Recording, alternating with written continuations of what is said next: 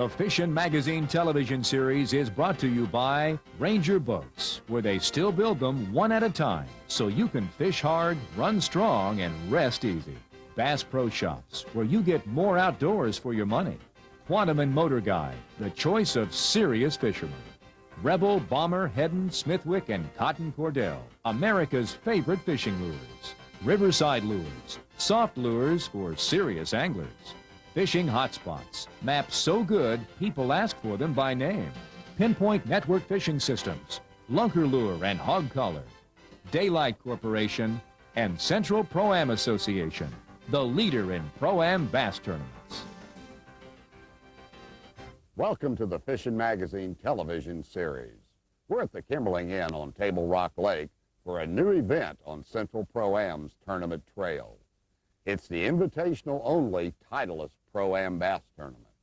In order to be eligible, anglers had to win a Pro Division title while competing with Central Pro-Am. We'll be bringing you this new event right after this. In the history of Central Pro-Am, there's never been another event like the annual Titleist Tournament. Each year it draws the cream of the crop of Central Pro-Am anglers, and this year's field includes 30 capable anglers who've won Pro Division titles, or won titles as amateurs before moving to the Pro Division. In the inaugural Titleist Tournament held in 1999, Dion Hibden swept aside the competition with a three-day total of 47.85 pounds, including 20 pounds of bass on the last day, out of flooded buckbrush. But you can bet that story won't be repeated this year.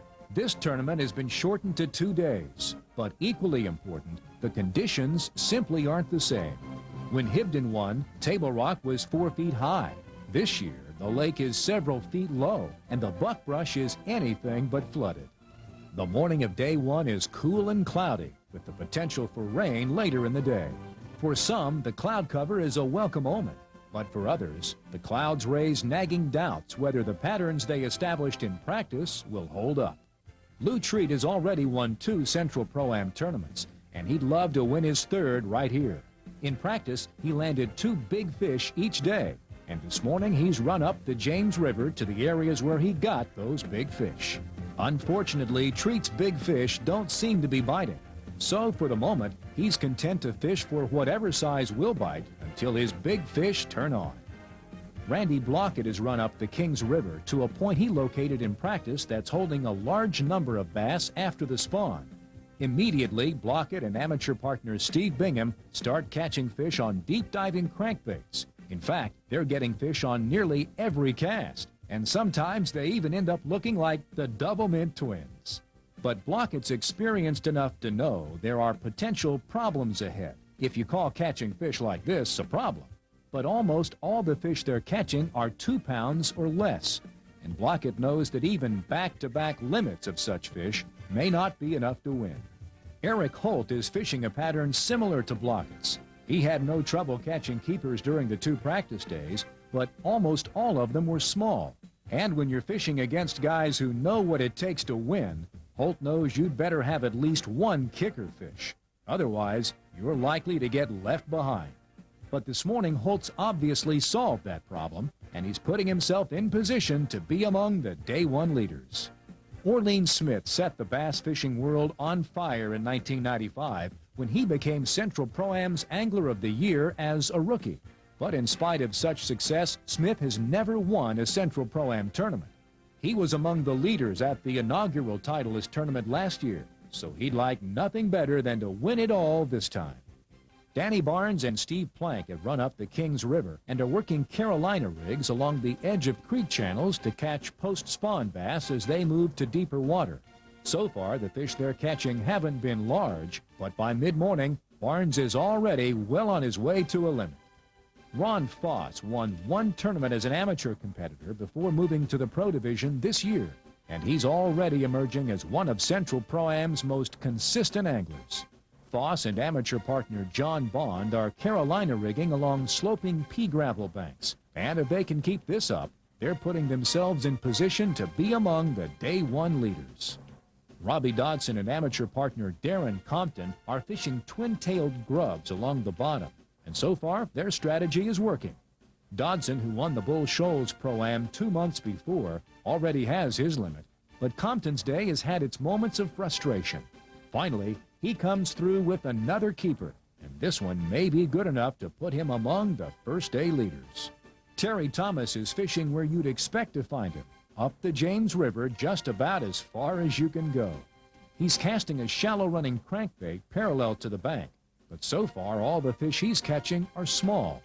Amateur partner Jack Taft III knows it's pointless to fish a crankbait behind Thomas, so instead he's pitching directly into the shallow cover. And finally, his patience is rewarded. Kelly Power and amateur partner Andy Gill are also fishing up the James, and so far their day is going well. Both of them already have 3 keepers, and if they can keep this up, they're both in position to be among the Day 1 leaders. Bobby Sullivan already has his limit, catching bass on a structure spoon just off the main river channel. So now he's working an area in Flat Creek that normally produces big fish at this time of year. So far, Sullivan hasn't gotten the kicker fish he's looking for, but amateur partner Kenny Keeter has hooked a good one, and now he too has his limit. When the Pro-Am anglers return to the Kimberling Inn for the afternoon weigh-in, one of the first amateur division anglers to come to the scales is Darren Compton. Oh, how many you got, son? I know. Got the limit. Good job. Here's your leader right now. 14.40 pounds. Mark it. Big bass and your leader in the amateur division, Darren Compton. Andy Gill has a limit that includes a 4.5 pounder, but he falls short of overtaking Compton with 12.9 pounds. Kenny Keeter also has a limit, and his weighs in at 11.8 pounds. But then Steve Bingham comes in with the gee whiz fish of the day. He's going to get real close to causing Darren Compton some problems here. Call the weight. He got him. No, he didn't. 13.85 pounds. Now that's second place in the amateur division. In the pro division, Eric Holt gets things rolling with a bang. Here's your leader. 14.75 pounds. Mark it. Put your hands together for Eric Holt. A short time later, Troy Akins comes to the scales. Good sack of fish done right up there in second place in the pro division. 13.80 pounds. Dave Barker has a limit, but he has no big fish and settles into third place with 12.4 pounds. The same is true of Orlean Smith, whose limit weighs in at 11.8 pounds. A short time later, Bobby Sullivan comes to the scales. We got the limit, got a kicker fish. He's going to get up there after Eric Holt. May have got him. Watch out here. Watch out. 14.50 pounds. That's second place right now in the pro division. Next is Randy Blockett. Look at a good sack of fish here for Blockett. He's going to make a run up there. He's right. This is called posturing for day 2. 13.25 pounds. Mark it. At the end of the first day, Eric Holt sits atop the Lunker Lure Pro-Am scoreboard with 14.75 pounds. He has only a 4-ounce lead over his closest rival, Bobby Sullivan, with Pro-Am veterans Troy Akins, Randy Blockett, and Dave Barker all hot on their trail. In the rest of the top 10, it's just as close, with Orlean Smith, Terry Thomas, Tim Taylor, Robbie Dodson, and Kelly Power all capable of a second-day charge. In the amateur division, Darren Compton leads the way with 14.4 pounds, but he has a lead of less than a pound over Steve Bingham, with Andy Gill, Kenny Keeter, and Mike Neal completing the top 5. In the rest of the top 10, Clayton Stever and Don Vick lead the way in 6th and 7th place, respectively. Stay tuned for exciting Day 2 action. We'll be right back. It's now time for Bass Fishing My Way. Helpful hints from some of Central Pro-Am's top competitors. Brought to you by Daylight Donuts, the best donuts around. Dion Hibden won the first Titleist tournament by pulling bass out of heavy cover. At one time or another, that's something every bass fisherman needs to do. And Dion explains how he does it his way. Flipping right down in the centers of those things, the whole key to it is that first 1.5 feet. If you can make that fish come this far, you have a shot at landing him. When I'd make my pitch up into the bush, right in the heart of the bush, and I'd have my rod fairly high. But I would engage my reel, and I'd follow it down. And by following it down, you're always in a good position to jerk and set the hook. And as soon as it would hit the bottom, I would immediately take up a little bit of slack, because normally that's when he was there. If he was in the bush most of the fish hit on the way down. But when I would be ready, my rod would be at about about this angle in the in my hand. That way, when I knew I had a bite, I would set, and when I'd set, I'm basically pull. It's not just a snap hook set, but I would pull, because you need to pull him about that far from the bottom of that bush and get him up in the limbs of it. And once you get him up in the limbs of it, then you've pretty much got the battle won. On the morning of day 2, cloud cover hangs over Table Rock as it did on day 1. But the Pro-Am anglers understand that no 2 days on the water are exactly alike. And before this day is over, each will make hundreds of seemingly little decisions that will ultimately decide the outcome of this tournament. Day 1 leader Eric Holt and Clayton Stever have returned to the area where Holt caught his first day limit. Holt sticking with the deep diving crankbait that produced his day 1 success. But things just aren't going as well as they did the day before. Meanwhile, Stever is diligently working a Carolina rig, and he's having some success. When Stever gets another strike with his Carolina rig, it doesn't take Holt long to realize that conditions have changed. He too quickly changes to a Carolina rig, and within a few minutes, Holt seems to have everything back on track. Bobby Sullivan has returned to the spot on the James River that produced his first day limit. Today, the bass aren't hitting his structure spoon the way they did on day 1, and Sullivan is beginning to wonder if he doesn't need an alternate plan. Troy Akins is back doing what he does best, pitching his quarter-ounce brown jig around boat docks. Akins starts where he left off the day before, but today the fish he's catching are primarily non-keepers. Make no mistake, Akins is glad to have any strike he can get, but he knows he'll need to have at least one big fish if he's to be in contention to win his 3rd Central Pro-Am title. Unlike many of the Titleist tournament competitors, Dave Barker is fishing down lake near Table Rock Dam. He was in 5th place after day 1, but so far, things aren't going his way. You can't say that for Jack Taft III, though. Barker's put Taft in the fish, and he's making the most of it. Taft's had other great days on the water, but he's never managed to win an amateur division title. And if he can keep this up, he just may pull it off. Finally, Barker gets back on track toward another little old limit that'll keep him in the thick of the Pro Division race. On day 1, Lou Treat couldn't get his big fish to bite and was mired in the pack in 17th place. But they're biting today, and if he can get more like this one, he could win all the marbles. Treat already has 3 fish, but they'll have to be bigger than this if he's to have a chance for a come-from-behind victory. By mid-morning, Bobby Sullivan is still without a keeper, so he decides to move to a slightly deeper bank along the James River at point 14, and it's making all the difference in the world. Sullivan and amateur partner James Brown are getting strike after strike, and suddenly Sullivan's outlook is a whole lot brighter. If he can keep this up, he'll be in position to win his 6th Central Pro-Am title. Meanwhile, up the Kings River, Randy Blockett has returned to the spot that produced his day 1 limit, and the giant school he found is still there. As on day 1, Blockett and amateur partner Gary Whiteley are having no trouble getting strikes. The problem is catching keepers, and with big fish being caught all over the lake, Blockett knows another limit of 2.5-pounders won't be enough to win. Danny Barnes is fishing a pattern similar to Blockett's, and his fortunes are improving. He was in 12th place after day 1, 5 pounds out of the lead. At the start of the day, Barnes seemed to have only an outside chance at victory, but today his fish have turned on, and he's closing in on a limit. Finally, he gets the bite he's been waiting for, and in a matter of seconds, Barnes has jumped into the thick of the race for the Pro Division title. When the Pro-Am anglers return to the Kimberling Inn for the day 2 weigh-in, Mike Smith is one of the first amateur division anglers to come to the scales. He has a 5-fish limit, and he takes the amateur division lead with 14.45 pounds. Then it's Steve Bingham's turn. Steve had 13.85 pounds yesterday. How many bass you got today? Got a limit? Call the weight for Bingham. Going to be your new leader in the amateur division. 15.15 pounds. That'll set a mark for Derek Compton. Finally, day 1 leader Darren Compton is the only angler left with a chance to overtake Bingham. Here we go. Let's see. Well, I'll tell you what, you needed 2 more pounds, son. 12.40 pounds. Darren Thompson!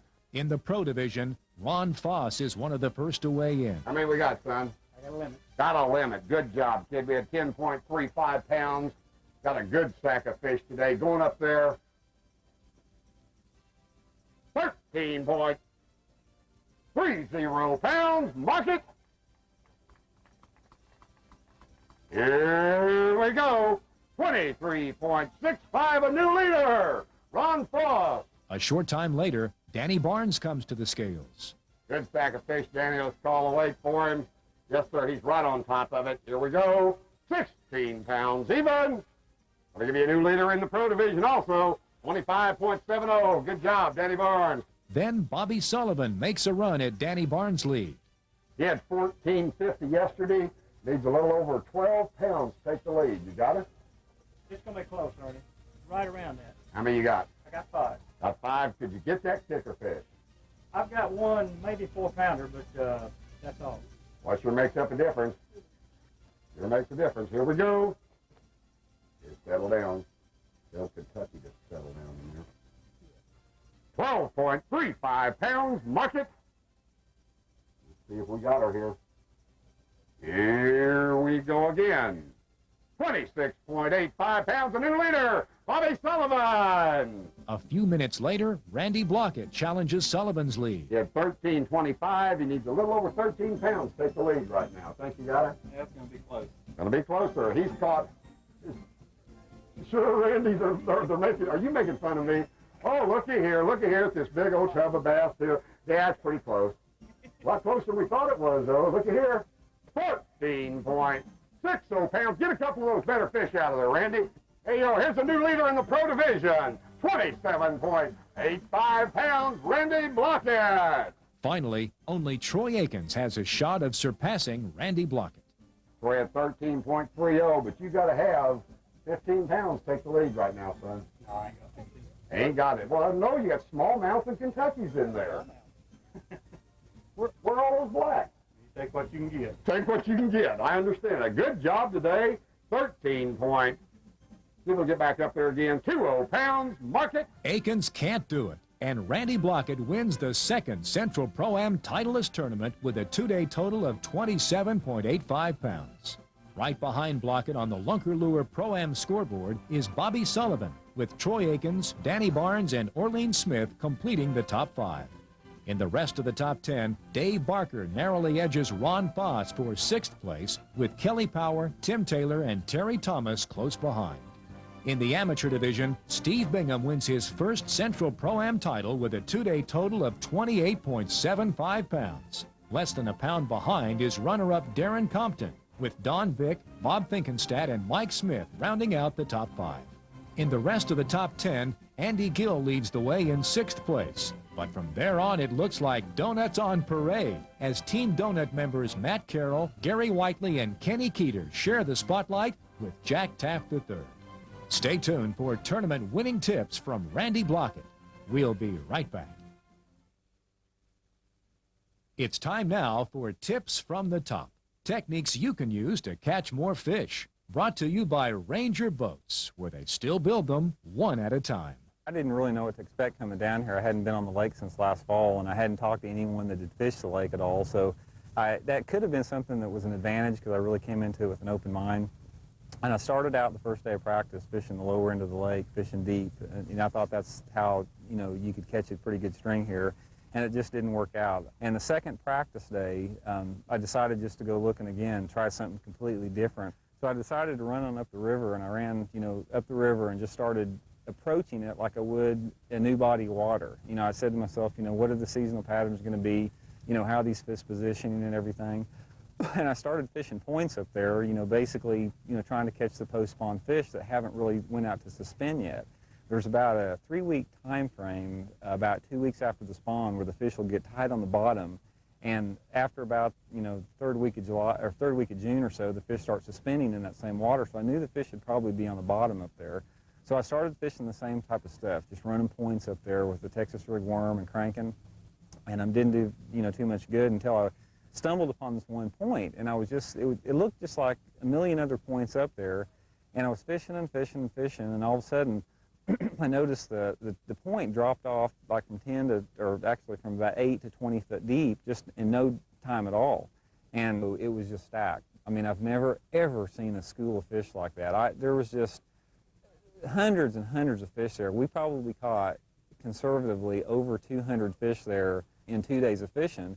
And that's not fishing it all day long. I mean, we get tired of catching little ones and go try someplace else, but the big key to winning this tournament, it wasn't the technique as much as the spot. I mean, I just found one of those spots that exists on every lake. I mean, there's some place on every lake that the fish are just wadded up in, and I was really fortunate to have stumbled upon that. But it just goes to show you that when you're practicing your fishing, you just really need to keep your awareness high. Hey, thanks for being with us today. Take care and good fishing. The Fishin' Magazine television